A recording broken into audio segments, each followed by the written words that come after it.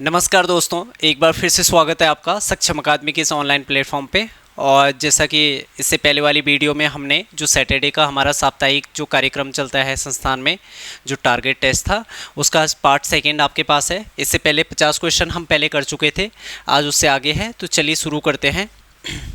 चलिए, पहला प्रश्न आपके पास है, नालापानी के पास खलंगा दुर्ग पर अंग्रेजी सेना के आक्रमण के समय दुर्ग की रक्षा किस गोरखा सेना नायक ने की थी। ठीक है, तो जो खलंगा दुर्ग है, ठीक है, इसकी रक्षा किसने की थी जब यहाँ पे ब्रिटिशों का आक्रमण हुआ था, ये आपसे पूछा गया है। आपके पास ऑप्शन है जसमदन थापा, अमर सिंह थापा, भैरव सिंह थापा और इनमें से कोई नहीं। तो इस प्रश्न का जो सही आंसर हो जाएगा वो हो जाएगा आपका ऑप्शन डी। ठीक है, गोरखा सेना नायक इस समय खलंगा में जो था वो था बलभद्र थापा। ठीक है, बलभद्र थापा था। अच्छा, एक चीज आपको और ध्यान रखनी है कि जो एक खलंगा होता है, गोरखाली में खलंगा सैन्य शिविरों के लिए कहा जाता है। जो खलंगा कहा जाता है उस सैन्य शिविरों को गोरखाली भाषा में कहा जाता है। ठीक है, तो नालापानी का जो ऐतिहासिक युद्ध हुआ था वो हुआ था बलभद्र थापा और अंग्रेजों के जो यहाँ पे ये थे कैप्टन थे वो थे रॉलो जिलेस्पी। ठीक है, तो रॉलो जिलेस्पी और बलभद्र थापा के मध्य ये युद्ध हुआ था। एक नाम हमें और यहाँ पे देखने को मिलता है, कर्नल मौली। कर्नल मौली ने इससे पत्राचार किया था पहले, लेकिन बात नहीं बनी, फिर इनके मध्य युद्ध हुआ था। एक प्रश्न आपसे यहाँ पे और पूछा जाता है कि जो खलंगा का या नालापानी का जो ऐतिहासिक युद्ध हुआ था खलंगा दुर्ग में, उसका आंखों देखा विवरण किसने प्रस्तुत किया। तो आपको एक नाम और ध्यान रखना है, विलियम फ्रेजर। ठीक है, विलियम फ्रेजर ने आंखों देखा वर्णन किया था इस युद्ध का। इसके अलावा यहाँ पे दो लघु स्मारक बनाए गए हैं। एक स्मारक है बलभद्र थापा की स्मृति में और एक स्मारक आपका है रॉलो जिलेस्पी के स्मृति में। ठीक है, चलिए अगला प्रश्न आपके पास हो जाएगा फिर, सुमेलित नहीं है। ठीक है, सुमेलित नहीं है बताना है आपको। चलिए देखते हैं फिर, ऑप्शन ए नरसाही का मंगल 1793। ठीक है, मंगलवार की रात की घटना या नरसाही का मंगल। देखो, बमसाह के बाद जो दूसरा सूबा बनता है वो नरसाही को बनाया जाता है और नरसाही एक अत्याचारी सूबा रहता है। इसके समय में क्या होता है कि पहले चंदों के समय में नागरकोटी के जो खस ब्राह्मण थे वो चंदों के समय में भाड़े के सैनिक के रूप में काम करते थे। ठीक है, तो उसके बाद कुछ समय बाद वो यहीं पे रहे और यहाँ पे उन्होंने अपना मतलब जो परिवार वगैरह होते हैं वो उन्होंने यहीं पे बसाए थे। ठीक है, तो अब वो वैसे मूल रूप से हिमाचल प्रदेश के रहने वाले थे। फिर बाद में चंदों के बाद यहाँ पे गोरखों का आधिपत्य हो जाता है। तो जब गोरखों का आधिपत्य होता है तो उस समय जो सूबा रहता है गोरखा प्रशासक नरसाही, इसे ये पता चलता है कि जो नागरकोटी के जो खस ब्राह्मण हैं वो यहाँ के जो स्थानीय लोग हैं उनको गोरखों के विरुद्ध भड़काने का काम कर रहे हैं या इनके विरुद्ध इन्हें संगठित कर रहे हैं। तो ये खबर जब इस नरसाही को पता चलती है तो ये मंगलवार की रात को 1793 में खुकरी से सभी के सर काट देता है। सभी नागरकोटी के जो खस ब्राह्मण थे सभी के सर कटवा देता है और इसे इतिहास में नरसाही का मंगल या मंगल की रात घटना के नाम से प्रसिद्धि मिली। ठीक है, ये आपका सही हो जाएगा। दूसरा है ब्राह्मणों पर कुसही कर। ठीक है, ब्राह्मणों पर जो कुसही कर लगाया था ये भी आपका बमसा ने लगाया था। बमसा हमारे पास अंतिम सूबा हो जाएगा। इसके अलावा बमसा की बात करें तो इसने अल्मोड़ा से नेपाल तक जो प्रति हफ्ते डाक जाती थी, इसके लिए इसने डाक चौकियों की भी स्थापना की थी। डाक चौकियों की स्थापना की थी। ठीक है, तो ऑप्शन बी भी आपका सही हो जाएगा। हमें बताना है कि जो सुमेलित नहीं है, गोरखों की गुरुंग जाति के इष्ट देवता मोष्टिया थे। ठीक है, तो ये भी हो जाएगा, सही हो जाएगा। ऑप्शन सी भी आपका सही हो जाएगा। इसके अलावा ऑप्शन डी है हमारे पास, गोरखों में खुकरी बनाने का कार्य डोटी जाति द्वारा किया जाता था। ठीक है, तो ये डोटी जाति के द्वारा नहीं बल्कि देखो जो खुकरी है ये गोरखा सेना में एक प्रमुख हथियार था इनका। और ये जो खुकरी है इसे जो बनाने का कार्य करते थे वो नेवार जाति के लोग करते थे। नेवार जाति के लोग करते थे। और गढ़ी नगर था एक डोटी में, वहाँ पे ये बनाया जाता था। इसके अलावा भाला, तलवार और भी मतलब जो अस्त्र शस्त्र थे उनके, लेकिन मुख्य हथियार की अगर बात करें हम गोरखाओं में तो खुखरी हो जाएगा। तो इस प्रश्न में जो सुमेलित नहीं था वो ऑप्शन डी था, इसलिए आपका प्रश्न का आंसर हो जाएगा। चलिए अगला देखते हैं। गढ़वाल में किस गोरखा सेनानायक के कार्यकाल के दौरान ईस्ट इंडिया कंपनी ने रेपर को गढ़वाल की यात्रा पर भेजा था? ठीक है, तो ये हमारे पास सूबा है और इसमें हमने देखना है कि किसके समय पे इन्हें गढ़वाल की यात्रा पर भेजा था। तो आपके पास जो पहला ऑप्शन है काजी बहादुर भंडारी, रणजोर सिंह थापा, ठीक है, बलभद्र थापा और हस्तिदल चौतरिया। तो इस प्रश्न का जो सही आंसर हो जाएगा वो आपका हो जाएगा हस्तिदल चौतरिया। ऑप्शन डी आपका सही हो जाएगा। हस्तिदल चौतरिया के समय रैपर को यहाँ पे भेजा गया था। ठीक है, इसके अलावा जो हस्तिदल चौतरिया है इसने किसानों के हित में कार्य किया और किसानों के लिए इसने तकावी ऋण वगैरह की भी व्यवस्था की थी। ठीक है, तकावी ऋण की भी व्यवस्था की थी। चलिए अगला प्रश्न। इसके बाद अगला प्रश्न आपके पास है कि किस गोरखा सूबा को 1806 में डोटी में फांसी दे दी गई? ठीक है, अच्छा सबसे पहली बात सूबा क्या होते थे? जैसे ही यहाँ पे गोरखों ने अपना अधिकार किया था चंद वंश को पराजित करके, उसके बाद यहाँ पे जो गोरखों के जो प्रशासक होते थे उन्हें सूबा कहा जाता था। ठीक है, और पहला सूबा हमारे पास था जोगामल शाह। अब यहाँ पे है कि किस सूबा को 1806 में फांसी दी गई? तो इसमें से जो हमारे पास ऑप्शन ए है ऋतुध्वज थापा, ऋतुध्वज थापा को डोटी में फांसी की सजा दे दी गई थी। ठीक है, अमर सिंह थापा ये गढ़वाल में पहले प्रशासक नियुक्त होते हैं और अमर सिंह थापा को नेपाल सरकार के द्वारा काजी की उपाधि भी दी जाती है और नेपाल सरकार के द्वारा सबसे जो सर्वोच्च उपाधि उस समय थी वो काजी की उपाधि थी। ठीक है, बमसा चौतरिया ये अंतिम सूबा हमारे पास होता है। ठीक है, ऋतुध्वज थापा को फांसी दी गई थी। अगला प्रश्न आपके पास है किस गोरखा सूबा की हत्या ढाकचा सिपाहियों द्वारा कर दी गई थी? ढाकचा सिपाहियों के द्वारा कर दी थी। ठीक है, तो ये इसका जो सही आंसर हो जाएगा वो हो जाएगा आपका ऑप्शन सी, धौंकल सिंह बसनियात की जो हत्या की गई थी वो ढाकचा सैनिकों के द्वारा की गई थी। ठीक है, अगला प्रश्न आपके पास है गढ़वाल पर गोरखा शासनकाल के दौरान गढ़देश क्रमशः कितने सूबों तथा परगनों में विभाजित था? ठीक है, तो गढ़देश कितने सूबों और कितने परगनों में विभाजित था? तो इस प्रश्न का जो सही आंसर हो जाएगा वो हो जाएगा आपका ऑप्शन ए, 3 सूबे और 84 परगनों में उस समय गढ़देश विभाजित था। ठीक है, चलिए अगला प्रश्न आपके पास है। अगला प्रश्न आपके पास है कि 1803 ईस्वी में किस नेपाल नरेश के संरक्षण काल में गोरखा सैनिकों ने गढ़वाल पर आक्रमण किया था? ठीक है, तो यहाँ से 2 प्रश्न आपके पास बनेंगे। एक प्रश्न बनेगा कि गढ़वाल में गोरखा सैनिकों का जब आक्रमण हुआ तो उस समय राजा कौन थे, और दूसरा आपसे बनेगा कि जब कुमाऊं में अधिकार किया था गोरखों ने तो उस समय नेपाल के राजा कौन थे? ठीक है, तो इस प्रश्न का जो सही आंसर 1803 की बात हो रही है और नेपाल नरेश पूछा गया है। ठीक है, तो इस प्रश्न का जो सही आंसर हो जाएगा वो हो जाएगा आपका ऑप्शन सी, गीरवाण युद्ध विक्रम शाह। गीरवाण युद्ध विक्रम शाह जो पुत्र थे ये थे रणबहादुर शाह के। ठीक है, ये गढ़वाल में जब गोरखों का आक्रमण हुआ तब शासक थे और रणबहादुर शाह कुमाऊं में जब आक्रमण हुआ था तब शासक थे। ठीक है, कुमाऊं में जब गोरखों का आधिपत्य हुआ था 1790 में तब जो शासक थे वो रणबहादुर शाह थे। रणबहादुर शाह बाद में संन्यास धारण कर लेते हैं और अपना जो नाम रखते हैं वो रखते हैं निर्गुणानंद, निर्गुणानंद। ठीक है, इसके बाद हमारे पास ऑप्शन बी है पृथ्वी नारायण। ठीक है, तो पृथ्वी नारायण को हम आधुनिक नेपाल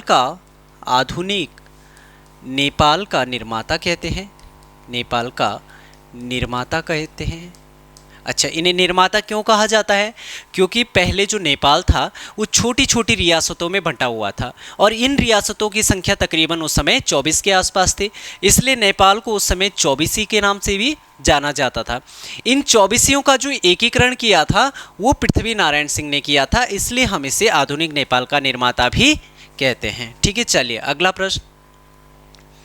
अल्मोड़ा से नेपाल तक प्रति सप्ताह डाक पहुंचाने हेतु डाक चौकियों का निर्माण किस गोरखा प्रशासक ने करवाया था? तो ये हम पहले भी डिस्कस कर चुके हैं कि जो गोरखा सूबा था बमसाहा चौतरिया के द्वारा प्रति हफ्ते जो अल्मोड़ा से और जो नेपाल तक डाक जाती थी उसके लिए डाक चौकियों का निर्माण किया था इस बमसा ने।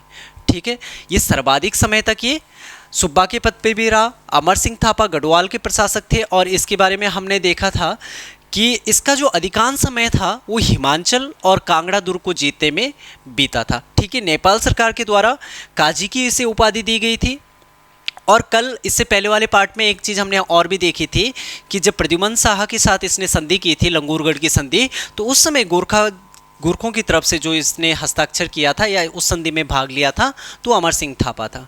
ठीक है, बलभद्र थापा की अभी हमने बात की थी कि जो नाला पानी का जो ऐतिहासिक युद्ध हुआ था वो रॉलो जिलेस्पी और बलभद्र थापा के मध्य हुआ था। ठीक है, चलिए अगला प्रश्न।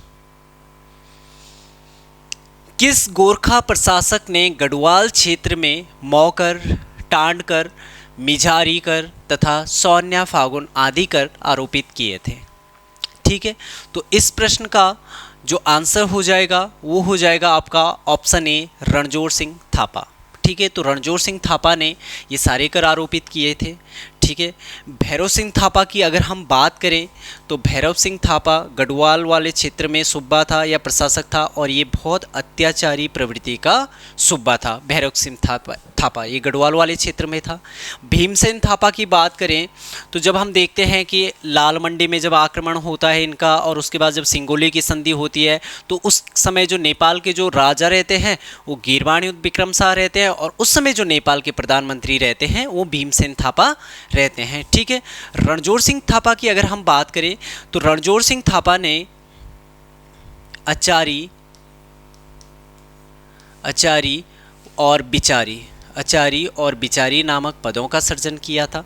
प्रशासन को संचालित करने के लिए इन्होंने एक सभा मंडली भी बनाई थी क्योंकि जो गढ़वाल में जो प्रशासक थे गोरखों के उनका जो अधिकांश समय बीतता था वो हिमाचल प्रदेश के कांगड़ा दुर्ग को जीतने में बीतता था। ठीक है, इसीलिए गढ़वाल का जो प्रशासन हो वो सुचारू रूप से चल सके इसके लिए इन्होंने आचारी और बिचारी जो होता था ये जज होता था। ठीक है, हालांकि इनमें कोई संगठित न्याय प्रणाली देखने को नहीं मिलती है लेकिन फिर भी बिचारी जो पद था ये रणजोर सिंह थापा ने बनाया था और इसके अलावा इन्होंने एक सभा मंडली की भी स्थापना की थी। ठीक है, चलिए अगला प्रश्न आपके पास है।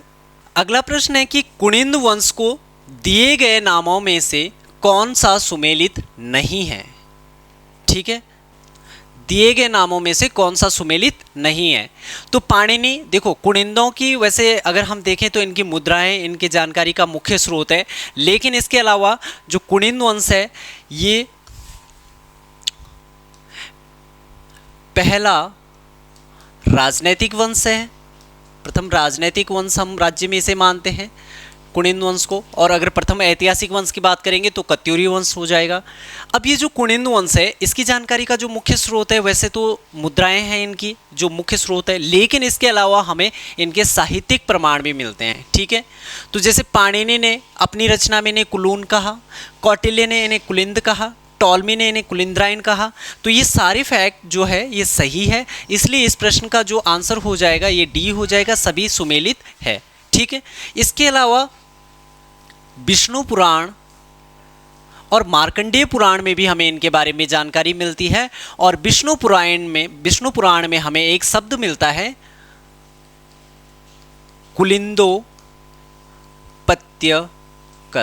कुलिंदोपत्यकस। कुनिंदों के लिए हमें जानकारी मिलती है। ठीक है, चलिए अगला प्रश्न आपके पास है। उत्तराखंड में कुनिंदकालीन मुद्राओं की प्राप्ति स्थल में कौन सुमेलित नहीं है? ठीक है, तो कौन सुमेलित नहीं है? अच्छा, थत्यूड़ और अठ्यूड़।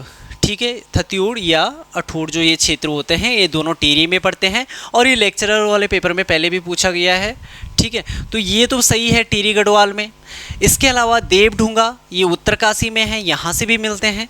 जगत ग्राम से हमें कुनिंदों की मुद्राओं के संबंध में कोई साक्ष्य नहीं मिलता है, इसलिए इस प्रश्न का जो आंसर हो जाएगा कौन सा नहीं है, तो वो ऑप्शन सी हो जाएगा, जगत ग्राम नहीं है। सुमाड़ी और भेड़गांव श्रीनगर जो के पास जो ये पौड़ी में क्षेत्र पड़ते हैं, यहाँ से भी हमें कुनिंदों की मुद्राएं मिली है। जगत ग्राम की अगर हम बात करें तो यहाँ से हमें कुछ यज्ञ वेदिकाओं की ईंटें मिली है, और ये ऐसा माना जाता है कि ये जो यज्ञ यहाँ पे सीलवर्मन नामक एक राजा थे, सीलवर्मन नामक एक राजा थे, और इन्होंने 4 अश्वमेध यज्ञ करवाए थे। ठीक है, अभी सीलवर्मन कौन है, तो ये सीलवर्मन हमारे पास युगसैल में एक वंश चल रहा था, वार्षगाण्य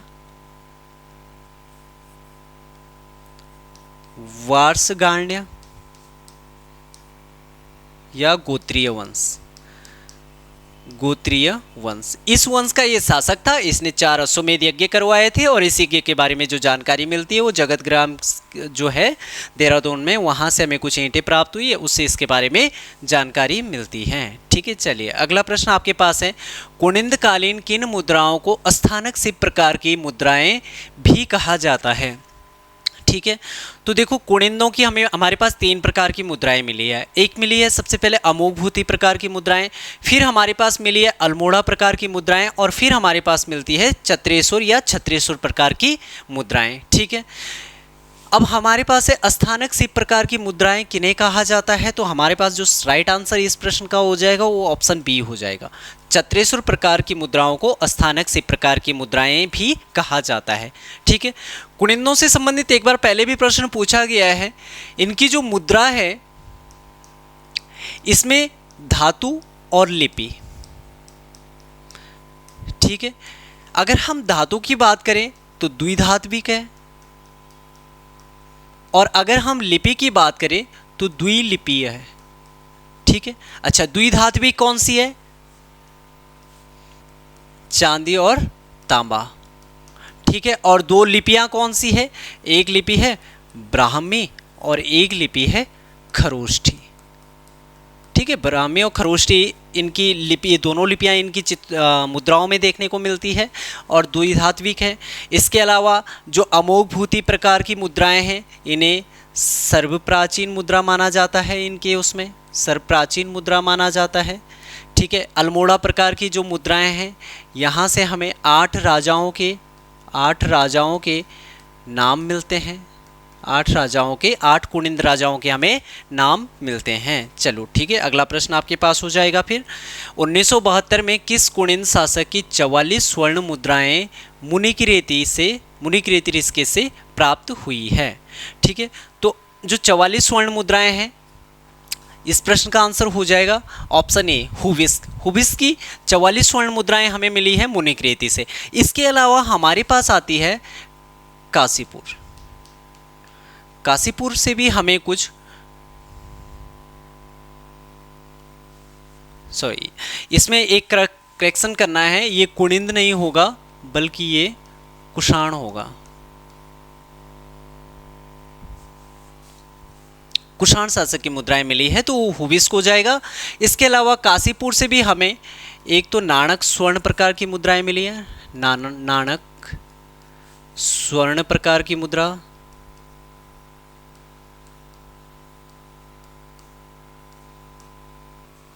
ठीक है, तो ये मिली है कनिष्क प्रथम की हमें यहाँ से नाणक स्वर्ण प्रकार की मुद्रा मिली है।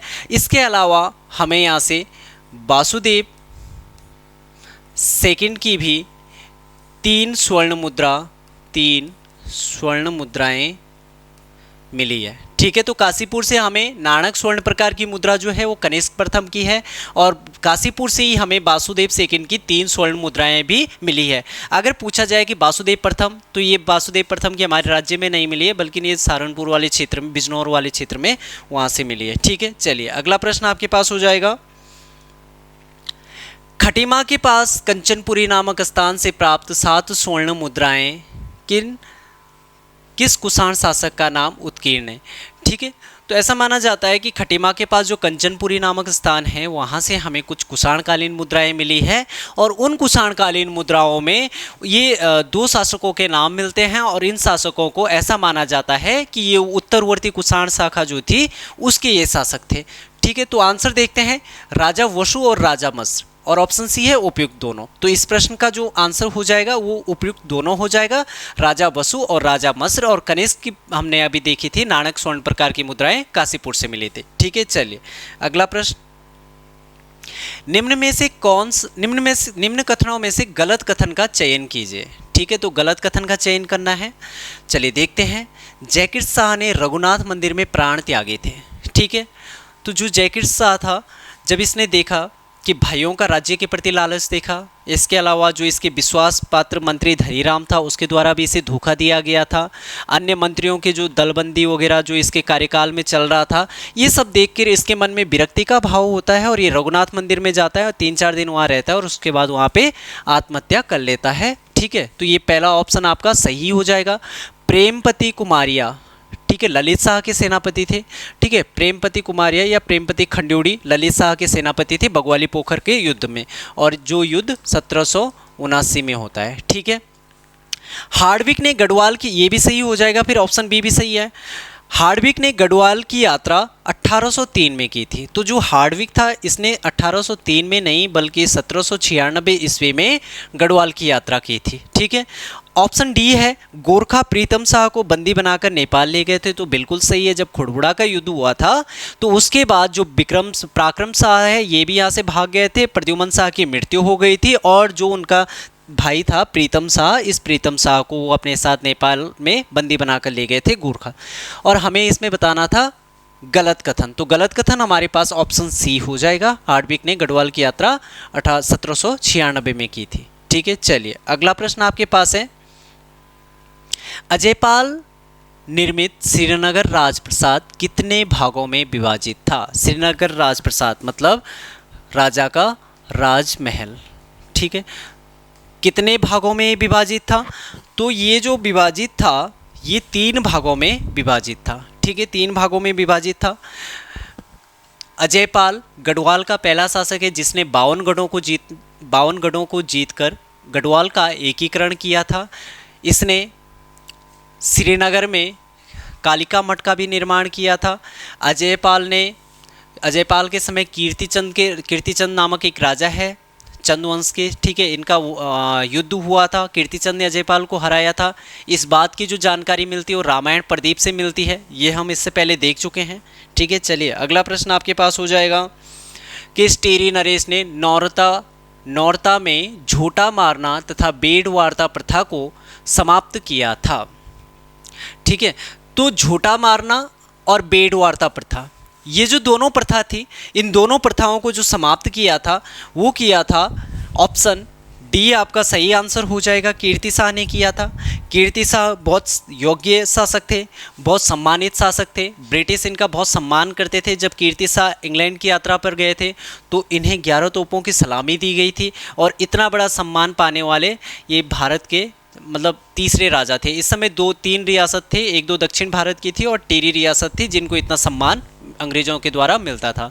ठीक है, प्रताप शाह की बात करें तो प्रताप शाह के समय हमने देखा खेड़ा पाला व बिसाहा प्रथा। ठीक है, खेड़ा पाला व बिसाहा प्रथा का अंत हुआ था। ठीक है, नरेंद्र शाह की अगर हम बात करें तो नरेंद्र शाह, इनके समय में हमने देखा कि इन्होंने नरेंद्र नगर की भी स्थापना की थी। नरेंद्र नगर की स्थापना की थी 1921 में। सुदर्शन शाह के समय देखें तो ये टिहरी रियासत के फर्स्ट राजा थे और पंवार वंश के 55वें राजा थे। ठीक है, चलिए अगला प्रश्न आपके पास, पंवार काल में तिहाड़ का नगद रूप किस नाम से जाना जाता था? ठीक है, तो तिहाड़ का जो तिहाड़ मतलब एक कर था। ठीक है, 1/3 जो हिस्सा था तिहाड़ उसे कहा जाता था। इसका जो नगद रूप जो होता था उसे किस नाम से जाना जाता था? ठीक है, इस प्रश्न का जो सही आंसर हो जाएगा वो हो जाएगा मामला और रकम। ठीक है, तो मामला भी क्या था, एक कर था टिहरी रियासत में, मामला और रकम। तो इस प्रश्न का जो आंसर हो जाएगा वो हो जाएगा आपका ऑप्शन सी। ठीक है, दोनों हो जाएगा। पौन टूटी भी टिहरी में एक कर था और आयात निर्यात ये कर था। ठीक है, पौन टूटी टिहरी रियासत में आयात निर्यात कर था। ठीक है, चलिए अगला प्रश्न आपके पास है, दूनागिरी का युद्ध किन दो पक्षों के मध्य लड़ा गया था। ठीक है, तो दूनागिरी का जो युद्ध हुआ था, ये युद्ध हुआ था 1743-44 में। ठीक है, 1743-44 में दूनागिरी का युद्ध हुआ था। अब हमें बताना है किन दो पक्षों के मध्य ये युद्ध हुआ था। तो ये जो युद्ध हुआ था दूनागिरी का युद्ध, ये हुआ था, ऑप्शन ये देखेंगे हम, गढ़ सेना प्लस कुमाऊं सेना, मतलब गढ़वाल की सेना और कुमाऊं सेना वर्सेस रोहिला सेना। ठीक है, तो यही इस प्रश्न का सही आंसर हो जाएगा। ठीक है, ऑप्शन ए सही हो जाएगा, गढ़ सेना और कुमाऊं की सेना। फिर अगला ऑप्शन बी अगर हम देखें तो प्रद्युमन शाह, पराक्रम शाह, और अगर हम इस विजयराम नेगी को यहाँ से काट दें, विजयराम नेगी को काट दें तो जगत प्रकाश, तो इनके मध्य हम देखते हैं 1783-84 में एक युद्ध होता है, कपरोली का युद्ध, जिसमें जो सिरमौर शासक जगत प्रकाश होता है, कपरोली के युद्ध में प्रद्युमन शाह, पराक्रम शाह, विजयराम नेगी और घमंड सिंह जो देहरादून का जो सूबेदार रहता है, सरदार रहता है, उसकी ये हत्या कर देते हैं। ठीक है, फतेहपति शाह और गुरु गोविंद सिंह के मध्य हम देखते हैं, इनके मध्य भंगाणी का युद्ध होता है। ठीक है, हर्षदेव जोशी प्लस प्रद्युमन शाह और मोहनचंद लाल सिंह के बीच, इनके बाद हम देखते हैं जब प्रद्युमन शाह गढ़वाल के राजा बन जाते हैं तो पाली गांव का एक युद्ध इनके बीच होता है। ठीक है, अब दूनागिरी युद्ध की अगर हम बात करें तो ये जो युद्ध होता है, दूनागिरी का जो ये युद्ध होता है, ये होता है आपका 1743-44 में। ठीक है, और हैमिल्टन इस युद्ध का वर्णन करते हैं। ठीक है, तो 1743-44 में जो कल्याण चंद रहता है, कल्याण चंद के समय रोहिलों का आक्रमण हो जाता है, इसलिए वो भागकर गढ़वाल में आता है और गढ़वाल का शासक इस समय प्रदीप शाह रहता है। प्रदीप शाह कल्याण चंद की मदद करते हैं और इन दोनों की संयुक्त सेना फिर रोहिलों के साथ आक्रमण करती है, और रोहिला सरदार जो इस समय रहता है वो रहता है अली मोहम्मद खां। ठीक है, तो ये पहला मौका था अभी तक के इतिहास में कि जब गढ़वाल की सेना और कुमाऊं की सेना, चंद वंश की सेना और पंवार वंश की सेना ने दोनों ने एक साथ मिलकर किसी बाहरी आक्रांता के साथ युद्ध लड़ा था। ठीक है, दूनागिरी का युद्ध। चलिए अगला प्रश्न आपके पास हो जाएगा, निम्न कथनों में से सत्य कथन का चयन कीजिए। ठीक है, तो सत्य कथन बताना है। ऑप्शन ए, राहुल सांकृत्यायन ने कनकपाल को पंवार वंश का आदि पुरुष कहा था। ठीक है, तो ये असत्य हो जाएगा क्योंकि राहुल सांकृत्यायन ने कनकपाल को नहीं बल्कि कनकपाल की जगह इन्होंने अजयपाल को पंवार वंश का आदि पुरुष कहा था। ठीक है, देखो आदि पुरुष मतलब प्रथम शासक। ठीक है, प्रथम शासक, आदि पुरुष का मतलब आदि पुरुष होगा या मूल पुरुष होगा, एक ही बात हो जाती है। अजयपाल राहुल सांकृत्यायन ने माना है। दूसरा है,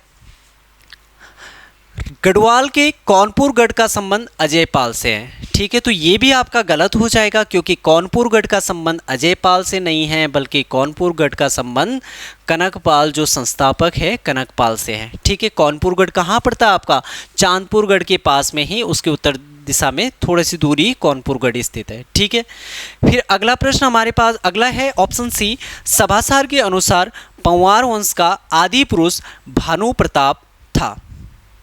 ठीक है, और ऑप्शन डी है, राजा कनकपाल गुर्जर देश से गढ़वाल आया था। ठीक है, तो ऑप्शन सी भी गलत हो जाएगा और इस प्रश्न का जो सही आंसर हो जाएगा वो ऑप्शन डी हो जाएगा क्योंकि ये गुर्जर प्रदेश से आया था। और ये जो मत है, यही मत मान्य भी है कि गुर्जर प्रदेश से आया था, और कुछ इतिहासकार इसे मानते हैं कि जो ये कनकपाल था ये धारा नगरी का निवासी था।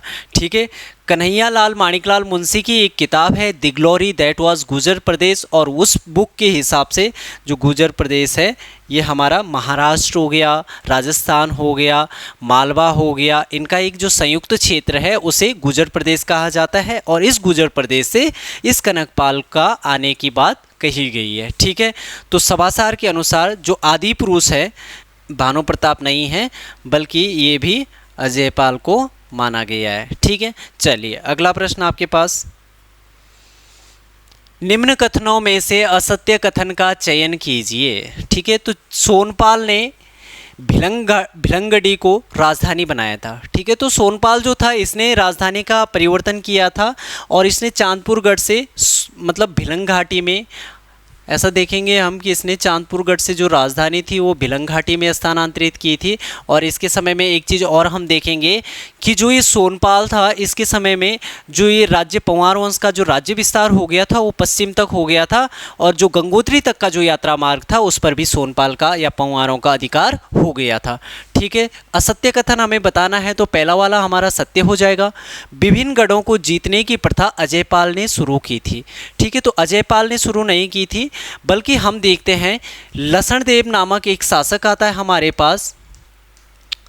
तो लसणदेव ने क्या किया था, सबसे पहले हम देखते हैं कि जीत का क्रम इसी के समय से हमें देखने को मिलता है कि ये क्या करता है, ये कत्यूरी शासकों को, पूर्वी गढ़वाल की जो सीमा होती है वहाँ पे कुछ कत्यूरी शासक होते हैं, उनको हराकर अपने राज्य की जो सीमा होती है वो दक्षिण वाले क्षेत्र तक ये विस्तृत करता है। इसलिए लसणदेव के समय से हम मानते हैं कि लसणदेव के समय से राज्य का जो विस्तार था टिहरी का वो शुरू हो गया था, गढ़वाल का। ठीक है, लसणदेव को हम गढ़वाल या हम कहेंगे गढ़ राज्य का मुद्रा व्यवस्था का जनक भी कह सकते हैं, मुद्रा व्यवस्था का जनक।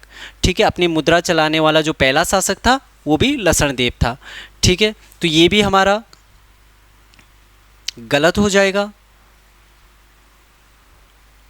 ठीक है, ये गलत हो जाएगा और हमें असत्य कथन चुनना था, तो ये ऑप्शन बी इसका आंसर हो जाएगा। इसके बाद ऑप्शन सी है, देवप्रयाग ताम्रपत्र में जगतपाल के लिए रजुआर कहा गया है। ठीक है, बहुत बार इसका मतलब इस प्रश्न को डिस्कस किया गया है कि जो रजुआर है वो जगतपाल का एक ताम्रपत्र हमें यहाँ से मिला है देवप्रयाग के रघुनाथ मंदिर से, इसमें रजुआर शब्द कहा गया है। रजुआर शब्द अस्कोट के जो पाल शासक थे उनकी उपाधि भी रजुआर हुआ करती थी। और कत्यूरियों में हम देखते हैं एटकिंसन ने कहा है कि जो कत्यूरी शासक थे वो रजुआर को राजकुमारों के लिए इसका प्रयोग करते थे। ठीक है, तो ये भी सही हो जाएगा।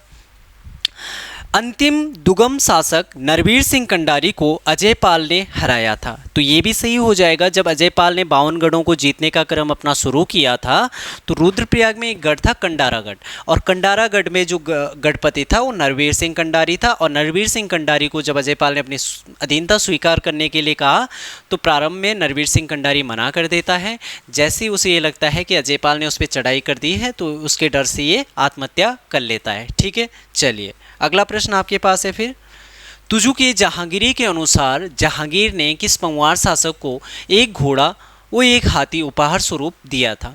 ठीक है, तो एक घोड़ा और एक हाथी जो उपहार स्वरूप दिया था, ये ऑप्शन सी हमारा सही आंसर हो जाएगा, श्याम शाह हो जाएगा। श्याम शाह को हम गढ़वाल का मोहम्मद बिन तुगलक भी कहते हैं। ठीक है, महीपति शाह के समय हम देखते हैं कि जो शाहजहाँ था इसका राज्याभिषेक होना था शाहजहाँ का, और शाहजहाँ ने महीपति शाह को निमंत्रण दिया था उस राज्याभिषेक में शामिल होने का, लेकिन महीपति शाह शाहजहाँ के राज्याभिषेक में नहीं गया। इसलिए मुस्लिम लेखकों ने महीपति शाह को अक्खड़ राजा की संज्ञा दी, अक्खड़ राजा की संज्ञा दी। ठीक है, अजयपाल जिसे गढ़वाल का अशोक और गढ़वाल का बिस्मार्क कहा जाता है, और यह अजयपाल को गढ़वाल का अशोक और गढ़वाल का बिस्मार्क कहा था अजय सिंह रावत ने। अशोक इसलिए कहा जाता है क्योंकि इसने जब ये 52 गढ़ों को जीत लेता है तो उसके बाद ये अपना जो गोरखनाथ पंथ होता है उस पंथ के प्रति, उस पंथ का ये अनुयायी हो जाता है, और इसलिए अजय सिंह रावत इसकी तुलना अशोक से करते हैं, क्योंकि कलिंग युद्ध के बाद अशोक भी अपना धर्म परिवर्तन करते हैं और ये बौद्ध धर्म के अनुयायी हो जाते हैं। बिस्मार्क जर्मनी का था, इसने जर्मनी का एकीकरण किया था। जिस प्रकार से जर्मनी का एकीकरण बिस्मार्क ने किया था उसी प्रकार से अजयपाल ने गढ़वाल का एकीकरण किया था। मानसा के बारे में हम देखते हैं, इसके समय एक तो लक्ष्मीचंद का आक्रमण देखते हैं, दूसरा हम देखते हैं कि लक्ष्मीचंद ने इसमें 8 बार आक्रमण किया था, 8 बार आक्रमण किया था। ठीक है, दूसरी बात जो मानसा था इसने भोट तिब्बत पर आक्रमण किया था, तिब्बत पर आक्रमण किया था। और तिब्बत पर कैसा आक्रमण, सफल आक्रमण किया था। ठीक है, सफल आक्रमण के लिए हम मानसा को जाना जाते हैं। वैसे भोर तिब्बत पर जो आक्रमण किया था वो कवि देवराज ने सबसे पहले किया था, लेकिन भोर तिब्बत पर जो पहला आक्रमण किया था वो विजयपाल ने किया था, लेकिन जो कवि देवराज है उन्होंने विजयपाल का जो भोर तिब्बत वाला आक्रमण था उसे असफल बताया था, और उसके बाद मानसाह ने भोर तिब्बत पर पहला सफल आक्रमण किया था। ठीक है, चलिए अगला प्रश्न आपके पास है, निम्न में से गलत कथन का चयन कीजिए। ठीक है, गलत कथन देखना है तो चलिए शुरू करते हैं। रोहिलाओं ने दून घाटी पर 1743 से 1757 तक अधिकार किया था। ठीक है, तो ये जो ऑप्शन ये है गलत हो जाएगा। रोहिला जो थे, दून घाटी, जो जीआरसी विलियम्स है वो कहते थे कि दून घाटी बहुत समृद्ध घाटी है, यहाँ की समृद्धि से जो रोहिले थे वो बहुत प्रभावित थे, बहुत आकर्षित थे। ठीक है, और जो ये जीआरसी विलियम्स है इन्होंने अपनी रचना में कहा है, अपनी पुस्तक में कहा है कि दून घाटी एक ऐसी घाटी थी जहाँ पे जो किसान होता था अगर वो थोड़ी सी भी मेहनत करता था तो उसे लहलहाती फसल प्राप्त होती थी, और यह घाटी सदैव हरी भरी रहती थी। इसलिए इस घाटी की समृद्धि से रोहिले आकर्षित हुए और उन्होंने दून घाटी को अपने अधिकार में करने की योजना बनाई। लेकिन 1743 से 1757 तक यहाँ पे इनका अधिकार नहीं था। ठीक है, तो ऑप्शन ए गलत हो जाएगा। चंद्रमणि डंगवाल प्रदीप शाह के प्रधानमंत्री थे, तो ऑप्शन बी सही हो जाएगा। और गढ़वाल का स्वर्णकाल फतेहपति शाह के समय को कहा जाता है, ये भी सही हो जाएगा। पंवारों में सबसे लंबा कार्यकाल जो है प्रदीप शाह का कार्यकाल था, ये भी सही हो जाएगा। इसलिए इस प्रश्न का जो सही आंसर हो जाएगा वो ऑप्शन ए हो जाएगा। रोहिलों ने दून घाटी पर 1743 में नहीं बल्कि 1757 से और 1770 तक इनका यहाँ पे अधिकार रहा था। ठीक है, चलिए अगला प्रश्न हमारे पास है कि किस पंवार शासक ने गढ़ चाणक्य पुड़िया नैथानी को जजिया कर समाप्त करने हेतु औरंगजेब के दरबार में भेजा था। ठीक है, तो जो पुड़िया नैथानी था ये बहुत कुशाग्र बुद्धि वाला व्यक्ति था, और पुड़िया नैथानी जो रहता था वो फतेहपति शाह के दरबार में रहता था, इनका ये मंत्री था। ठीक है, फतेहपति शाह के दरबार में रहता था। इस प्रश्न का जो सही आंसर हो जाएगा वो भी फतेहपति शाह हो जाएगा। पुड़िया नैथानी को फतेहपति शाह ने, क्योंकि फतेहपति शाह के क्या थे, मैत्रीपूर्ण संबंध थे औरंगजेब के साथ, तो पुड़िया नैथानी एक बार 1668 में दिल्ली की यात्रा पर गए। ठीक है, और ऐसा माना जाता है कि जब 1668 में दिल्ली की यात्रा पर गए तो उस समय औरंगजेब के दरबार में कुछ उत्सव था इसलिए गए थे। दूसरी यात्रा जो थी वो 1680 में थी, और 1680 में जो पुड़िया नैथानी थे ये गढ़वाल क्षेत्रों को जो जजिया कर से मुक्त रखने के लिए गए थे, और ये अपने प्रयास में सफल भी हुए थे। इसलिए इस क्षेत्र में जजिया कर नहीं लगाया गया था औरंगजेब के द्वारा। पुड़िया नैथानी को, जो ये पुड़िया नैथानी है, इन्हें हम गढ़वाल का चाणक्य भी कहते हैं, गढ़वाल का चाणक्य भी कहते हैं, या गढ़वाल का नाना फडणवीस भी इसी पुड़िया नैथानी को कहा जाता है। ठीक है, चलिए अगला प्रश्न आपके पास है, मानवोदय काव्य किस पंवार शासक को राजनैतिक चतुर तथा युद्ध में शत्रुओं को संताप देने वाला कहा गया है। ठीक है, दो स्रोत हैं हमारे पास, एक है मानवोदय काव्य और एक है रामायण प्रदीप। ठीक है, मानवोदय काव्य कवि भरत का है और जो रामायण प्रदीप है वो मेधाकर शास्त्री का है। अब इसमें है बात हो रही राजनीतिक चतुर और युद्ध में शत्रुओं को संताप देने वाला, तो इस प्रश्न का जो सही आंसर हो जाएगा वो ऑप्शन बी हो जाएगा। सहजपाल को मानवोदय काव्य में राजनीतिक चतुर और तथा युद्ध में शत्रुओं को संताप देने वाला कहा गया है। इसके अलावा सहजपाल के बारे में रामायण प्रदीप में सहजपाल के लिए महाबली व विद्वानों का आश्रयदाता कहा गया है। ठीक है, तो सहजपाल के बारे में दोनों जगह से वर्णन मिलता है। सहजपाल के समय की एक घटना है कि शिवालिक क्षेत्र में हुसैन खान टुकड़िया का आक्रमण हुआ, और दूसरी जो महत्वपूर्ण घटना है कि इसी सहजपाल के समय जो राजा अकबर था, अकबर ने एक अन्वेषक दल यानी एक खोजी दल भेजा था गंगा नदी के स्रोत का पता लगाने के लिए, और इस समय गढ़वाल का जो शासक था वो सहजपाल था। ठीक है, चलिए अगला प्रश्न हमारे पास, चैतू तथा माणको चैतू तथा माणकू को किस टिहरी नरेश के द्वारा संरक्षण प्रदान किया गया था? ठीक है, तो चैतू और माणकू ये इनको जो संरक्षण प्रदान किया गया था वो ऑप्शन डी आपका सही आंसर हो जाएगा। सुदर्शन साहा के द्वारा इन्हें संरक्षण प्रदान किया गया था। जो ये चैतू था इसे कृष्ण लीलाओं पर ख्याति प्राप्त थी, कृष्ण लीलाओं पर ख्याति प्राप्त थी। इसने रुक्मणी हरण चित्रमाला 13 चित्रों का रुक्मणी हरण चित्रमाला, ठीक है, ये 13 चित्रों का समूह था।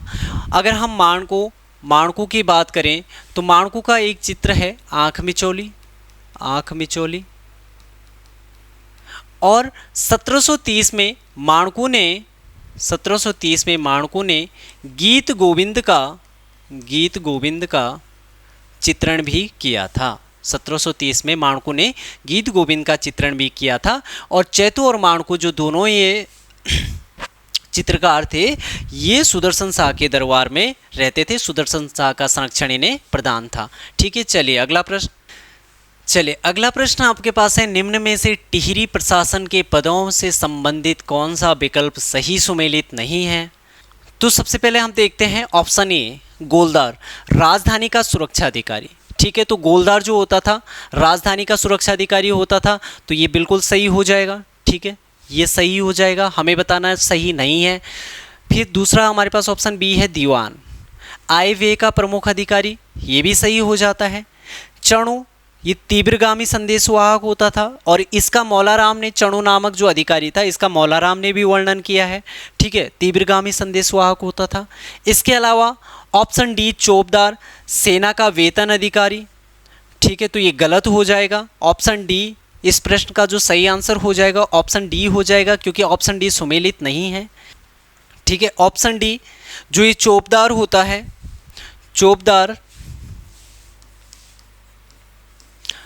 चौबदार राजा के साथ चांदी का दंड लेकर चलने वाला।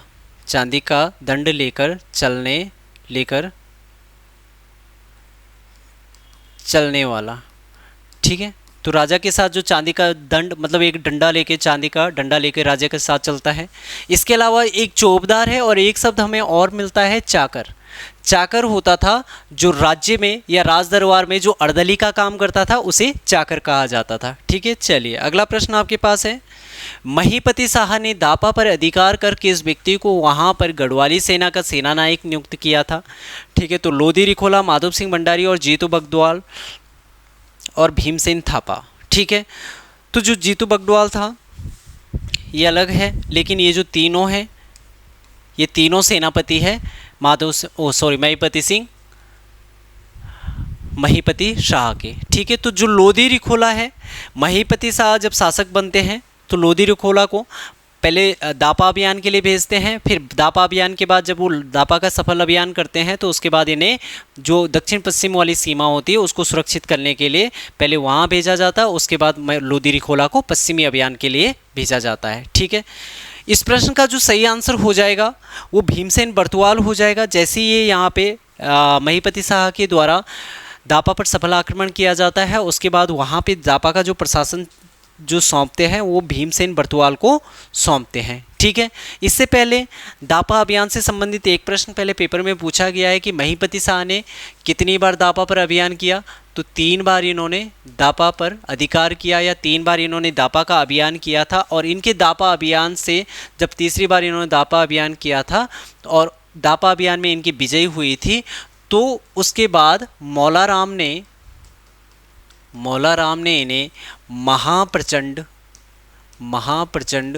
भुजदंड की उपाधि से सम्मानित किया, या मौलाराम ने इन्हें महाप्रचंड भुजदंड कहा। ठीक है, माधव सिंह भंडारी, इसे हम 16वीं सदी का इंजीनियर भी कहते हैं। माधव सिंह भंडारी ने महीपति शाह, कर्णावती और पृथ्वीपति शाह के समय पृथ्वीपति शाह के समय अपनी सेवाएं दी थी। इसके अलावा महीपति शाह जो ये माधव सिंह भंडारी है, इनकी जो मृत्यु हुई थी ये 1640 में छोटा चीन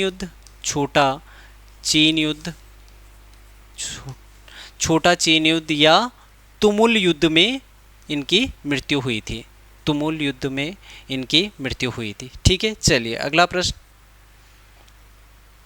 कांगड़ा के फौजदार तीरस खां व खलीतुल्ला खां ने सिरमौर शासक मंदाता प्रकाश के साथ मिलकर किस वर्ष गढ़वाल पर आक्रमण किया था? ठीक है, तो अभी बात हो रही खलीतुल्ला खां। ठीक है, हम देखते हैं कि गढ़वाल पर मुगलों का 3 आक्रमण होते हैं और तीनों आक्रमण के समय जो राजा रहते हैं वो पृथ्वीपति शाह रहते हैं और इस आक्रमण की जो पृष्ठभूमि है वो तैयार होती है महीपति शाह के समय से। महीपति शाह शाहजहाँ के जो राज्याभिषेक का निमंत्रण था उसे अस्वीकार करता है। ठीक है, फिर शाहजहाँ को अपना अपमान लगता है और उसके बाद वो गढ़ राज्य को अपने अधीन करने की या उसे आक्रमण करने की योजना बनाता है। तो पहला आक्रमण जो होता है 1635 में नवाजत खां के नेतृत्व में होता है। गढ़वाल पर पहला मुगल आक्रमण जो होता है वो होता है नवाजत खां के नेतृत्व में। इस समय पृथ्वीपति शाह छोटे रहते हैं और उनकी संरक्षिका रहती है कर्णावती। ठीक है, दूसरा आक्रमण जो होता है 1654-55 में वो होता है खलीतुल्ला खां के नेतृत्व में और तीसरा जो आक्रमण होता है 1656 में वो होता है एरीज खां के नेतृत्व में। तो इस प्रश्न का जो सही आंसर होगा वो होगा 1654-55। ऑप्शन बी इस प्रश्न का सही आंसर हो जाएगा। इसके बाद अगला प्रश्न आपके पास है, निम्न में से गलत कथन का चयन कीजिए। प्रदीप शाह ने दून की राजधानी धामुवाला स्थानांतरित की, तो ये सही हो जाएगा। ठीक है, लेकिन हमें बताना है गलत कथन। तो ऑप्शन ए सही है कि प्रदीप शाह ने क्या किया था कि 1757 में जो नजीब खां था वो गढ़वाल पर आक्रमण कर देता है। ठीक है, अब नजीब खां कौन था? रोहिला सरदार था। अब ये जब आक्रमण कर देता है तो 1770 में इसकी मृत्यु हो जाती है।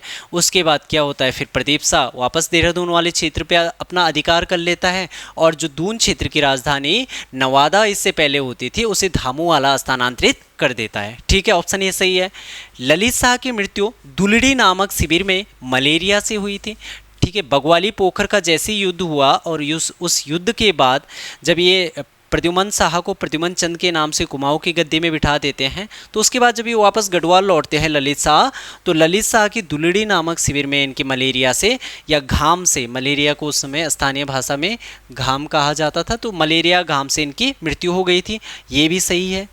दून घाटी पर सबसे प्रबल, हम ये थोड़ा प्रबल नहीं, सबसे पहले करेंगे, सबसे पहले सिख आक्रमण या सिख हमला फतेहपति शाह के समय हुआ था, तो ये गलत हो जाएगा और इस प्रश्न में हमें गलत बताना था, तो आंसर सी हो जाएगा कि दून घाटी पर सबसे पहले जो सिख आक्रमण हुआ था ये 1775 और 1778। ठीक है, 1775 और 1778 में 2 बार किसके समय हुआ था? तो ये हुआ था हमारा ललित शाह के समय। ठीक है, तो ललित शाह के समय 2 बार 1775 में और 1778 में दून घाटी में सिखों का आक्रमण हुआ और लूटपाट के उद्देश्य से इन्होंने ये आक्रमण किया था। 1775 में आक्रमण किया था दून घाटी पे, लेकिन इस समय जब तक यहाँ से ललित शाह सेना भेजते हैं तब तक ये लूटपाट करके जा चुके थे। 1778 में फिर से जब आक्रमण हुआ, सिखों का दूसरा आक्रमण हुआ, तो ललित शाह ने सेना भेजी, लेकिन तब तक भी सिख लूटपाट करके जा चुके थे। ऑप्शन डी है 51-52 नामक दुर्भिक्ष 1795 ईस्वी में पड़ा था। ठीक है, तो ये सही हो जाएगा। 1795 ईस्वी में 51-52 नामक एक दुर्भिक्ष पड़ा था, एक भयंकर अकाल यहाँ पे पड़ा था। ठीक है, 1794-95 की ये बात हो जाती है और ठीक है 1794-95 में ये घटना होती है, एक भयंकर अकाल पड़ता है। इस अकाल को 51-52 घटना के नाम से जाना जाता है। ठीक है, चलिए अगला प्रश्न आपके पास है। जैकिर शाह ने दरबारी षड्यंत्रों तथा कृपाराम डोभाल के अत्याचारों से परेशान होकर दून के किस फौजदार को श्रीनगर दरबार में बुलाया था? ठीक है, तो होता क्या है कि जो जैकिर शाह होते हैं इसके समय में दरबारी षड्यंत्रों का काल मतलब इसके शासनकाल को हम मानते हैं कि इसके समय बहुत सारे दरबारी षड्यंत्र हुए थे। इन दरबारी षड्यंत्रों में एक कृपाराम डोभाल था, एक नित्यानंद खंड्यूड़ी था, ठीक है। तो ये दोनों इसके समय क्या थे, ये प्रमुख थे, इस समय मंत्री वंत्री थे, सरदार थे, ठीक है। तो ये दोनों एक दूसरे पर आरोप प्रत्यारोप लगाते रहते हैं। कृपाराम डोभाल के द्वारा क्या होता है, नित्यानंद खंड्यूड़ी की हत्या करवा दी जाती है कि ये हर्षदेव जोशी के साथ मिलकर गढ़वाल पर या प्रद्युमन शाह के साथ मिलकर गढ़वाल पर आक्रमण की योजना बना रहा है, इसकी हत्या कर दी जाती है। फिर इसके कुछ रिश्तेदार रहते हैं नित्यानंद खंड्यूड़ी के, वो फिर इसका बदला लेने के लिए, कृपाराम डोभाल से बदला लेने के लिए देहरादून का जो सरदार रहता है विजय घमंड सिंह को टिहरी बुलाते हैं, ठीक है। तो इस प्रश्न का जो सही आंसर हो जाएगा वो हो जाएगा ऑप्शन डी, घमंड सिंह देहरादून का ये सरदार रहता है और जैसे इसे टिहरी बुलाया जाता है तो घमंड सिंह भरे दरबार में कृपाराम डोभाल का सर काट देता है, ठीक है। और राजा भी बहुत असहज रहता है, वो भी घमंड सिंह को यहाँ पे नहीं रोक पाता है। घमंड सिंह यहाँ पे राजा का यहाँ पे मतलब दीवान बन जाता है और ये प्रशासन में बहुत हस्तक्षेप करता है। इसके बाद जयकिर शाह मौलाराम से परामर्श करते हैं और मौलाराम जयकिर शाह को सिरमौर के शासक जगत प्रकाश से सहायता लेने के लिए कहते हैं। फिर ये जगत प्रकाश जो सिरमौर का शासक था वो जयकिर शाह की मदद के लिए आते हैं और वो इस घमंड सिंह को, प्रद्युमन शाह को, पराक्रम शाह को कपरौली के युद्ध में हरा देते हैं और घमंड सिंह को वो मार देते हैं, ठीक है। चलिए अगला प्रश्न आपके पास है, निम्न कथनों में से असत्य कथन का चयन कीजिए। गंगाजल की विक्रय प्रथा भवानी शाह ने शुरू की थी, ठीक है। दीवानी तथा फौजदारी न्यायालयों की स्थापना सुदर्शन शाह ने की थी। 1817 में नेपाल सरकार ने प्रीतम शाह को गढ़वाल भेजा था। टिहरी में अंग्रेजी शिक्षा कीर्ति शाह ने प्रारंभ करवाई थी, ठीक है। तो इस प्रश्न का जो आंसर होगा, गंगाजल की विक्रय प्रथा भवानी शाह ने शुरू की, तो ये सही हो जाएगा, भवानी शाह ने गंगाजल की विक्रय प्रथा को। इसके बाद दीवानी तथा फौजदारी न्यायालय की स्थापना सुदर्शन शाह ने की थी। इसके अलावा इन्होंने कलेक्टरी, सरसरी, ठीक है, ऐसे कलेक्टरी और सरसरी,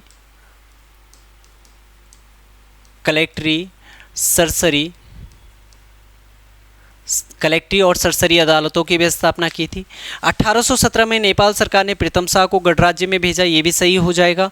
ऑप्शन डी हमारे पास है, टिहरी में अंग्रेजी शिक्षा कीर्ति शाह ने प्रारंभ की, ठीक है। तो ये जो ऑप्शन है ये कीर्ति शाह नहीं बल्कि टिहरी में जो अंग्रेजी शिक्षा की शुरुआत की थी वो प्रताप शाह ने की थी, ठीक है। अंग्रेजी शिक्षा व्यवस्था की शुरुआत जो की थी वो प्रताप शाह ने की थी, इसलिए इस प्रश्न का आंसर ऑप्शन डी हो जाएगा, ठीक है। चलिए अगला प्रश्न आपके पास है, निम्न में से कौन सुमेलित नहीं है, ठीक है, कौन सुमेलित नहीं है। तो पहला ऑप्शन है औताली प्रथा को समाप्त किया भवानी शाह ने, तो बिल्कुल औताली प्रथा जो टिहरी रियासत में थी इसे भवानी शाह ने समाप्त किया था। ऑप्शन बी है रोटी सूची प्रथा प्रारंभ की थी महीपति शाह ने, तो ये भी बिल्कुल सही है, ठीक है। अच्छा, यहाँ पे आता है कि किसके परामर्श से, तो जब माधव सिंह भंडारी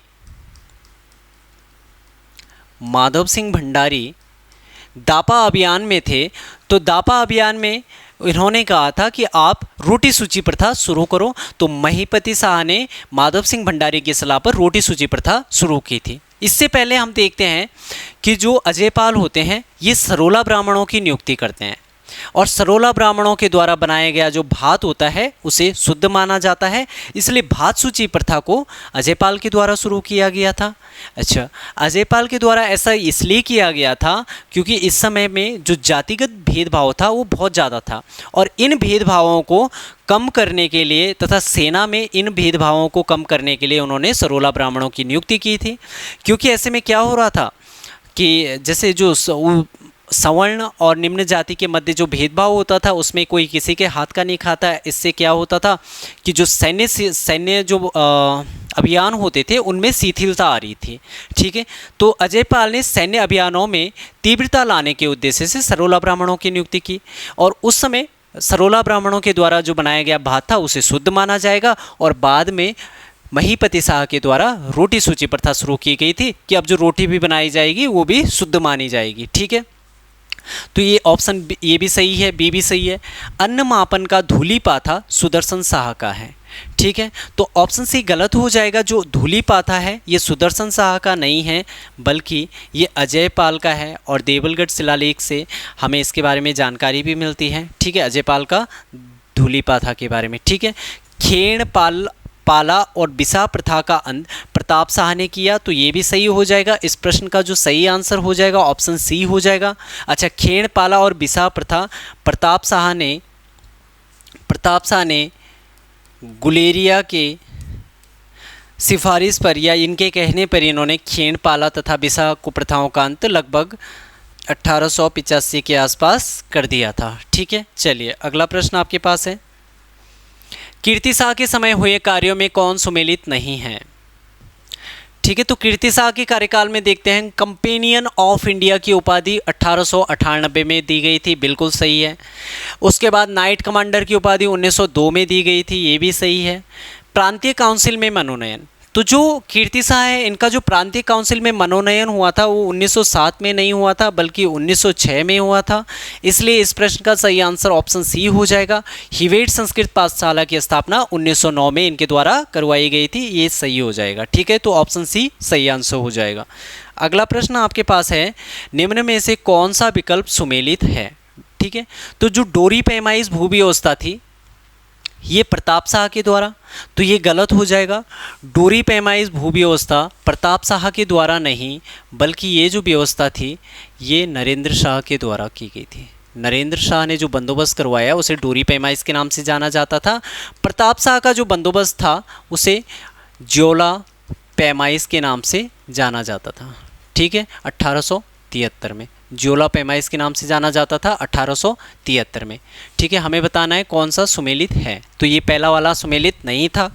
12 आना बीसी भूव्यवस्था भवानी शाह, तो भवानी शाह के टाइम पे ये ऑप्शन बी सही हो जाएगा, क्योंकि भवानी शाह के समय में जो ये 12 आना बीसी व्यवस्था है ये अठूर क्षेत्र में ये व्यवस्था लागू की गई थी और रैमजे के द्वारा इस व्यवस्था को यहाँ पे लागू किया गया था। ठीक है, चीफ कोर्ट की स्थापना सुदर्शन शाह। ठीक है, तो चीफ कोर्ट की स्थापना सुदर्शन शाह ने नहीं, इन्होंने दीवानी, फौजदारी, कलेक्टरी और सरसरी अदालतों की स्थापना की थी। ठीक है, ठीक है। अब चीफ कोर्ट की अगर हम बात करें, ठीक है, होता क्या है, इन्होंने तो 4 अदालतें बनाई थी, दीवानी हो गई, फौजदार हो गई, सरसरी हो गई और कलेक्टरी हो गई सुदर्शन शाह ने। ठीक है, प्रताप शाह इनके द्वारा एक न्यायालय की स्थापना की जाती है। न्यायालय की स्थापना की जाती है। इस न्यायालय को कीर्ति शाह के समय इस न्यायालय को चीफ कोर्ट कहा जाता था, चीफ कोर्ट कहा जाता था। और नरेंद्र शाह के समय इस कोर्ट को हुजूर कोर्ट के नाम से जाना जाता था, हुजूर कोर्ट के नाम से जाना जाता था। ठीक है, चलिए अगला प्रश्न है, निम्न में से कौन सुमेलित है? ठीक है, कौन सुमेलित है? तो ये जो सुमेलित है, टिहरी में घंटाघर का निर्माण 1897 में, कीर्ति शाह इस समय शासक थे, तो ये भी सही है। अंग्रेजी स्कूल की स्थापना 1883 में, ये भी सही है। ठीक है, और अंग्रेजी शिक्षा व्यवस्था का जो जनक माना जाता है टिहरी रियासत में वो प्रताप शाह को माना जाता है। टिहरी हाई कोर्ट की स्थापना 1938 में नरेंद्र शाह के द्वारा, तो ये भी सही है।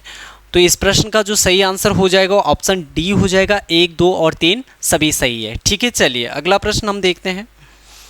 टिहरी रियासत में राज्य कर्मचारियों के शोषण के खिलाफ किस वर्ष लक्ष्मू कठैत के नेतृत्व में 62 डांडक हुआ था? ठीक है, 62 डांडक, यहाँ पे डांडक का मतलब होता है आंदोलन। ठीक है, लक्ष्मू कठैत, ऐसा माना जाता है टिहरी में जो अधिकारों के, राजनीतिक अधिकारों के एक सजग व्यक्ति के रूप में लक्ष्मू कठैत को जाना जाता है। और 1882 में लक्ष्मू कठैत के नेतृत्व में 62 डांडक का आंदोलन होता है। ठीक है, लक्ष्मू कठैत की कहानी बहुत इंटरेस्टिंग है, लेकिन यहाँ पे थोड़ा सा समय का अभाव है, इसलिए इस प्रश्न का सही आंसर 1882 होगा। लक्ष्मू कठैत फिर कभी। ठीक है, अगला प्रश्न, निम्न कथनों में कौन सा कथन असत्य है, ठीक है, कौन सा कथन असत्य है। सत्य और असत्य है और नहीं है, इन चीज़ों का विशेष ध्यान रखना होता है, ठीक है। चलो ऑप्शन ए, स्वामी रामतीर्थ ने 1902 में भिलंगना में समाधि ली, ठीक है। असत्य कथन बताना है तो पहला ही कथन हमारे पास असत्य हो जाएगा, ठीक है। स्वामी रामतीर्थ ने 1902 में भिलंगना में समाधि ली, तो पहला ही कथन आपका असत्य हो जाएगा। जो स्वामी रामतीर्थ थे इन्होंने 1902 में नहीं बल्कि 1906 में समाधि ली थी और लगभग 15 अक्टूबर का ये दिन था, ठीक है। ऐसा माना जाता है, मतलब ऐसा माना किया जाता है, ऐसा है कि जो स्वामी रामतीर्थ है इनका जो जन्म हुआ था वो भी दीपावली के दिन हुआ था और इन्होंने जो ये समाधि ली थी वो भी दीपावली के दिन ली थी, ठीक है। मई 1902 में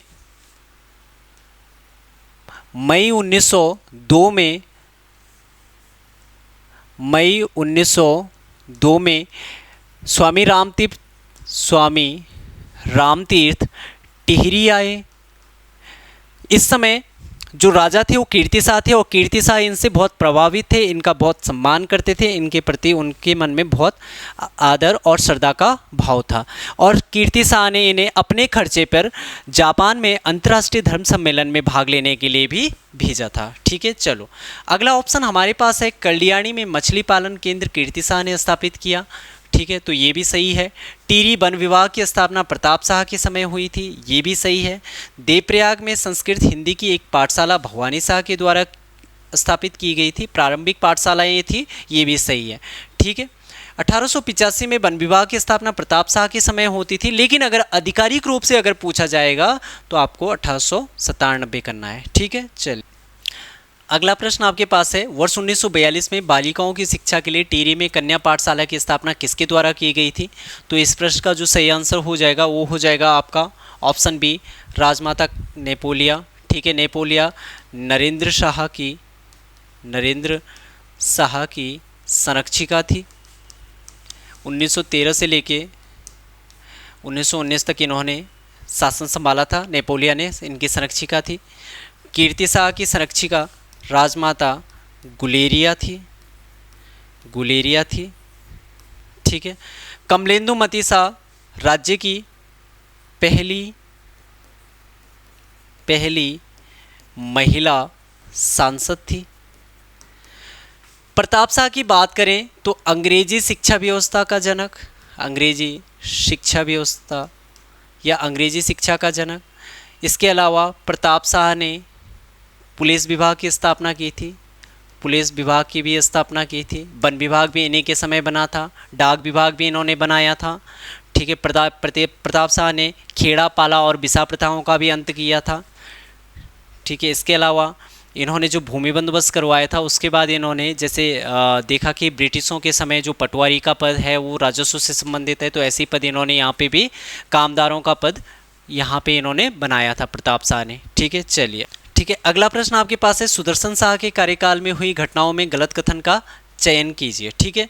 टिहरी राज्य का पहला भूमि बंदोबस्त 1823, ठीक है, तो ये सही हो जाएगा। टिहरी राज्य में जो पहला भूमि बंदोबस्त है 1823 में हुआ था और सुदर्शन शाह के द्वारा ये बंदोबस्त करवाया गया था।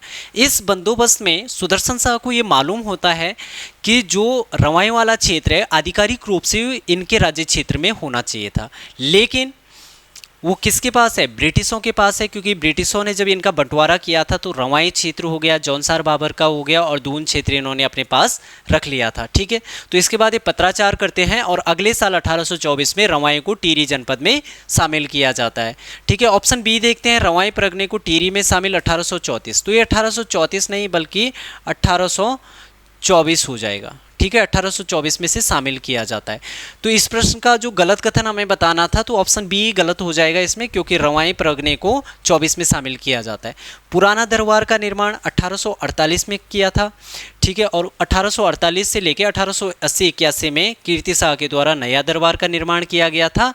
तब तक ये पुराना दरबार इनका मुख्य राजभवन के रूप में रहा था, ठीक है। मूर्खराव का टिहरी आगमन, जो मूर्खराव का टिहरी आगमन होता है वो फरवरी 1820 में होता है, फरवरी 1820 में होता है। मूर्खराव ने राजा सुदर्शन शाह को बुद्धिमान व कार्यशील राजा बताया, कार्यशील राजा बताया। ठीक है, बुद्धिमान और कार्यशील राजा बताया। मूरक्राफ्ट ने कहा है कि जो राजा सुदर्शन शाह था, इसे अपने पूर्वजों की राजधानी न मिलने का अत्यंत दुख था, मतलब श्रीनगर को न मिलने का इसको अत्यंत दुख था। और मूरक्राफ्ट ने जो राजा का जो निवास स्थान या राजा का जो राज्य देखा था वो छोटे छोटे भवनों के रूप में देखा था। ठीक है, चलिए अगला प्रश्न आपके पास हो जाएगा। किस तिथि को हुई संधि के तहत ब्रिटिश सरकार ने टिहरी राज्य पर सुदर्शन शाह व उनके वंशजों का अधिकार स्वीकार कर अस्थायी सनद प्रदान की थी? ठीक है, एक अस्थायी सनद 1815 को भी दी गई थी। अस्थायी और अस्थायी सनद में कुछ भी फर्क नहीं था। ठीक है, जो 1815 में बात हुई थी वही 1820 में अस्थायी सनद में बात हुई थी। ठीक है, तो इसमें कुछ खास नहीं था। तो ये 4 मार्च 1820 को अस्थायी सनद सुदर्शन शाह को दी गई थी। ठीक है, और इस सनद के माध्यम से जो ब्रिटिश थे उन्होंने ये स्वीकार किया था कि जो टिहरी रियासत है इस पे सुदर्शन शाह का अधिकार है, और सुदर्शन शाह ने यह स्वीकार किया था कि किसी भी विपत्ति के समय वह अंग्रेजों का साथ देने के लिए तैयार है। ठीक है, चलिए अगला प्रश्न आपके पास है। 14 मई 1804 को खुड़बुड़ा के युद्ध के परिणामों में कौन सा कथन असत्य है? ठीक है, चलिए देखते हैं। ऑप्शन ए, प्रद्युमन शाह रणजीत सिंह की गोली से शहीद हुए थे। ठीक है, तो जब युद्ध हो रहा था तो प्रद्युमन शाह, रणजीत सिंह कुंवर रणजीत सिंह था, इसकी गोली से प्रद्युमन शाह शहीद हो गए थे, तो ये सही है। पराक्रम शाह ने कांगड़ा नरेश संसार चंद की यहाँ शरण ली थी, संसार चंद के यहाँ शरण ली थी। ठीक है, तो ये भी सही हो जाएगा। सुदर्शन शाह को ब्रिटिश राज्य क्षेत्र ज्वालापुर भेज दिया गया था। ठीक है, तो हमने देखा था कि जो सुदर्शन शाह है इसने जो अपना निर्वासित जीवन व्यतीत किया था कुछ समय तक, ये ज्वालापुर हरिद्वार में किया था। इसके बाद ये बरेली चला गया था और उसके बाद यहाँ से इन्होंने अंग्रेज़ों के साथ वहीं से इन्होंने मदद मांगी थी। ठीक है, ऑप्शन डी, युद्ध के बाद प्रीतम शाह ने कुछ समय के लिए राजगद्दी संभाली। ठीक है, तो ये गलत हो जाएगा। इस प्रश्न का असत्य जो कथन है वो ऑप्शन डी हो जाएगा, क्योंकि प्रीतम शाह ने राजगद्दी नहीं संभाली थी, ये राजा बने ही नहीं थे। ठीक है, टोटल 60 राजा हुए थे पंवार वंश में। जब ये युद्ध हुआ था तो प्रीतम शाह को बंदी बनाकर ले जाया गया था नेपाल में, और नेपाल के शासकों ने इन्हें अपने साथ ले जाने के बाद जब यहाँ पे ब्रिटिशों का अधिकार हुआ था तो ब्रिटिशों में गार्डनर को जब नेपाल का उच्चायुक्त बनाकर ब्रिटिशों ने भेजा, तो 1817 में गार्डनर के प्रयासों से प्रीतम शाह का टिहरी राज्य में वापसी हुई थी। ठीक है, चलिए अगला प्रश्न। पंवार काल में युवराज को किस नाम से पुकारा जाता था? तो पंवार काल में जो युवराज होता था उसे टीका के नाम से पुकारा जाता था। ठीक है, मुख्तार जो होता था ये इस समय टिहरी रियासत में सर्वोच्च मंत्री होता था। ठीक है, नरेश राजा होता था। रजवार हम देखते हैं कि जो जगतपाल का हमें ताम्रपत्र मिला है वहाँ पे रजवार शब्द उसके लिए उल्लेखित किया गया है, और यहाँ पे हम इस ताम्रपत्र में रजवार शब्द का जो अर्थ निकालते हैं वो निकालते प्रभुत्व संपन्न, मतलब एक ऐसा शासक जो हर तरफ से संपन्न है। ठीक है, इसके अलावा जो रजवार होते हैं, अस्कोट वाली जो शाखा थी, अस्कोट में जो पाल वंश था या पालों की शाखा थी, इनकी ये उपाधि हुआ करती थी, पालों की उपाधि हुआ करती थी। और एटकिंसन ने कहा है, एटकिंसन ने लिखा है अपनी बुक में कि जो ये रजवार होती थी ये कत्यूरी राजकुमार, मतलब कत्यूरियों में जो राजकुमार होता था उसके लिए रजवार कहा जाता था। ठीक है, चलिए अगला प्रश्न। किस पंवार शासक के द्वारा मोनाशाही तिमासी नामक मुद्रा का प्रचलन किया गया था? ठीक है, तो मोनाशाही तिमासी मुद्रा का जो प्रचलन किया गया था, इस प्रश्न का सही आंसर हो जाएगा आपका ऑप्शन है प्रदीप शाह के समय इसका वो किया गया था मोनाशाही तिमासी का। और प्रदीप शाह की हमें जो संरक्षिका मिलती है वो कनक देवी मिलती है।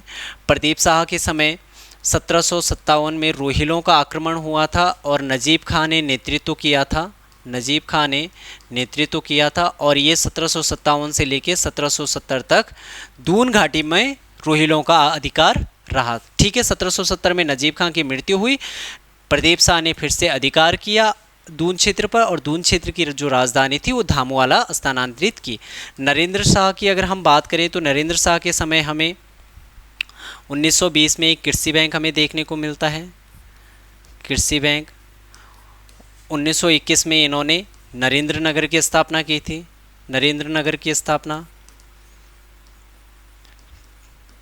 ठीक है। 1921 में इन्होंने जो श्रीनगर में देवलगढ़ की यात्रा भी की थी। 1921 में इन्होंने राज्य में जनगणना भी करवाई थी। फतेहपति शाह इसके समय नवरत्न रहते थे इसके दरबार में। ठीक है। इसे गढ़वाल में जो गढ़वाल के शासक थे उसमें फतेहपति शाह एक ऐसा शासक था जिसका गुरु गोविंद सिंह और चंद्रगुप्त विक्रमादित्य की तरह घोड़े पर बैठा हुआ एक चित्र भी मिलता है। इसके समय नवरत्न रहता है। इसके काल को हम गढ़वाल का स्वर्णकाल भी कहते हैं। ठीक है। मानशाह की बात करें तो मानशाह पहला शासक हो जाएगा जिसने तिब्बत पर आक्रमण किया था। 8 बार इसके समय लक्ष्मीचंद ने आक्रमण किया था। ठीक है। चलिए अगला प्रश्न आपके पास हो जाएगा, किस टिहरी नरेश ने छठी दीवानी, छोटी दीवानी, बड़ी दीवानी, सरसरी न्यायालय एवं कलेक्ट्री न्यायालय खोले थे? तो ये आंसर हो जाएगा आपका सुदर्शन शाह। प्रताप शाह ने एक न्यायालय भवन की स्थापना की थी जिसे कीर्ति शाह के समय चीफ कोर्ट और नरेंद्र शाह के समय हुजूर कोर्ट की स्थापना की थी। भवानी शाह ने औताली प्रथा को समाप्त किया था। ठीक है। चलिए अगला प्रश्न है, निम्न में से गलत कथन का चयन कीजिए। राजपुर नहर तथा करणपुर नगर रानी कर्णावती ने बसाया था। तो ये सही हो जाएगा। जब गोरखों का पहला युद्ध हुआ था 1635 में नवाजत खां के नेतृत्व में, तो उसके बाद जब रानी ने देहरादून वाले क्षेत्र में अधिकार किया था तो उसके बाद उन्होंने यहाँ पे राजपुर नहर और करणपुर गांव को बसाया था। इसके बाद जो रानी कर्णावती है इनकी जो तुलना की जाती है गोंडवाना की शासिका दुर्गावती से भी इनकी तुलना की जाती है क्योंकि इन्होंने मुगल सैनिकों को हराया था। इनको नागकटी रानी के नाम से भी जाना जाता है और नागकटी रानी इनको जो संबोधित किया है वो शिव प्रसाद डबराल ने किया था। ठीक है। शेरगढ़ किले का निर्माण माधव सिंह भंडारी ने किया था। ये भी सही हो जाएगा। सुलेमान सिकोह को औरंगजेब के समक्ष पृथ्वीपति शाह ने सौंपा था। ठीक है। तो सुलेमान सिकोह पृथ्वीपति शाह के समय आया था, लेकिन इसे औरंगजेब के समय पृथ्वीपति शाह ने नहीं बल्कि इनका जो पुत्र था मेदिनी शाह इन्होंने सौंपा था। और जब इन्होंने ये सौंपा था क्योंकि सुलेमान सिकोह जो शरणार्थी है, शरणार्थियों की रक्षा करना अपना धर्म समझते थे, अपना क्षत्रिय धर्म मानते थे, लेकिन इनके पुत्र ने धोखे से सुलेमान सिकोह को औरंगजेब को सौंप दिया था। ठीक है। तो इसके बाद पृथ्वीपति साहब बहुत दुखी होते हैं और वो कहते हैं कि शीघ्र ही मेरे पुत्र का पाप रंग लाएगा और गढ़ राज्य का ऐश्वर्य मिट्टी में मिल जाएगा। चलिए अगला प्रश्न आपके पास है, किस पंवार शासक ने शासन की सुविधा की दृष्टि से गढ़वालगढ़ी या राजगढ़ी को अपनी द्वितीय राजधानी बनाया था? ठीक है। तो जो पंवार शासक पृथ्वीपति शाह थे उन्होंने जो गढ़वालगढ़ी या राजगढ़ी को अपना द्वितीय राजधानी बनाई थी और वहाँ पे जो शासक नियुक्त किया था वो दिलीपत शाह, अपने पुत्र दिलीपत शाह को वहाँ पे शासक नियुक्त किया था। चलिए अगला प्रश्न आपके पास है कि किस टिहरी नरेश ने न्याय की सुविधा के लिए प्रज्ञा अधिकारी नियुक्त किए तथा सिविल एंड सेशन जज स्थापित किए थे? तो इस प्रश्न का जो सही आंसर हो जाएगा वो हो जाएगा आपका सिविल एंड सेशन जज नरेंद्र शाह। ठीक है। चलिए अगला प्रश्न है, नरेंद्र शाह के कार्यकाल में हुए कार्यों में कौन सुमेलित है? ठीक है। सुमेलित है बताना है हमें। कृषि बैंक की स्थापना 1920, तो बिल्कुल सही बात है, कृषि बैंक की स्थापना 1920 हुई थी। इसके अलावा यहाँ पे छात्रवृत्ति निधि की भी स्थापना हुई थी। टिहरी में वन पंचायतों की स्थापना, तो पंचायतों की स्थापना 1921 में नहीं बल्कि 1919 में हुई थी। 1921 में जनगणना हुई थी। ठीक है। 1921 में जनगणना हुई थी। नरेंद्र नगर की स्थापना हुई थी। ठीक है। सार्वजनिक पुस्तकालय की स्थापना 1923 में हुई थी। ठीक है, ये भी सही है। और इसके अलावा उच्च शिक्षा के लिए छात्रवृत्ति निधि योजना 1920 में हुई थी, ये भी सही है। तो आपके पास कौन सा? चौथा भी सही है। ठीक है, तीसरा भी सही है और पहला भी सही है। तो 1, 3, 4 इसका आंसर हो जाएंगे। ऑप्शन बी इसका आंसर हो जाएगा। ठीक है। चलिए अगला प्रश्न आपके पास है, निम्न में से कौन सुमेलित नहीं है? नरेंद्र नगर में आधुनिक चिकित्सालय 1925 नरेंद्र शाह। राजधानी में खैराती सफाखाना 1876 प्रताप शाह। ठीक है। राज्य में टीका विधान पारित हुआ 1939 कीर्ति शाह। ठीक है। तो इसका जो सही आंसर हो जाएगा ये सही हो जाएगा, ये भी सही हो जाएगा। जो टीका विधान है ये 1939 में नहीं बल्कि 1943 में पारित हुआ था और 1943 में शासक नरेंद्र शाह थे, ना कि कीर्ति शाह। ठीक है। तो इसमें हमें बताना है सुमेलित नहीं है। तो सुमेलित कौन सा नहीं है? सिर्फ तीसरा नहीं है। ठीक है। तो ऑप्शन सी इसका सही हो जाएगा, केवल थर्ड इसमें सुमेलित नहीं है। ठीक है, चलिए अगला प्रश्न आपके पास है, पंवार शासक उनकी संरक्षिका में कौन सा सुमेलित है। ठीक है, कौन सा सुमेलित है बताना है। राजमाता कठौची फतेहपति शाह की संरक्षिका है, तो बिल्कुल है। ठीक है, जिया कनकदेवी प्रदीप शाह की संरक्षिका है, ठीक है, ये भी सही है।